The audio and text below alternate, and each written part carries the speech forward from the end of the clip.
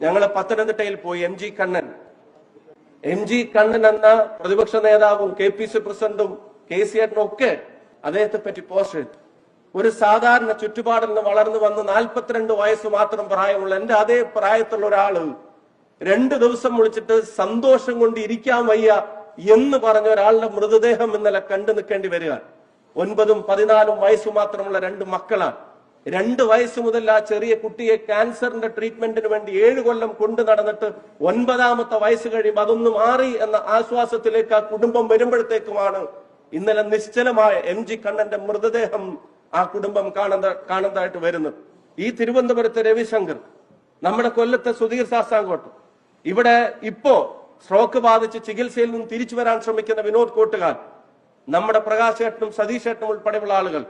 ഞാൻ ഈ നാടിന്റെ ജനതയുടെ ആരോഗ്യം നോക്കാൻ ഉത്തരവാദിത്വമുള്ള ഒരു മഹാപ്രസ്ഥാനം തീർച്ചയായിട്ടും അതിന്റെ പ്രവർത്തകരുടെ ആരോഗ്യവും ജീവനും ജീവിതവും കൂടെ ഒരു കൺസേൺ ആയി മാറും എന്നുള്ള കാര്യത്തിന് സംശയം വേണ്ട.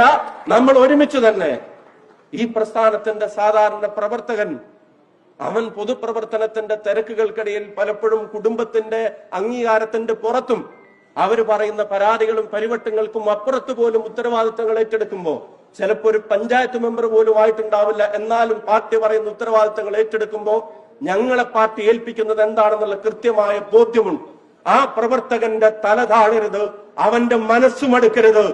അവന്റെ പ്രസ്ഥാനത്തിന്റെ പതാക ഉയർന്നു പറക്കാനുള്ള അവസരമുണ്ടാക്കി കൊടുക്കാൻ അവനോടൊപ്പവും മുന്നിലും പിന്നിലും നടക്കുക എന്നുള്ളതാണ് ഉത്തരവാദിത്വം എന്ന് തിരിച്ചറിയുന്നുണ്ട്.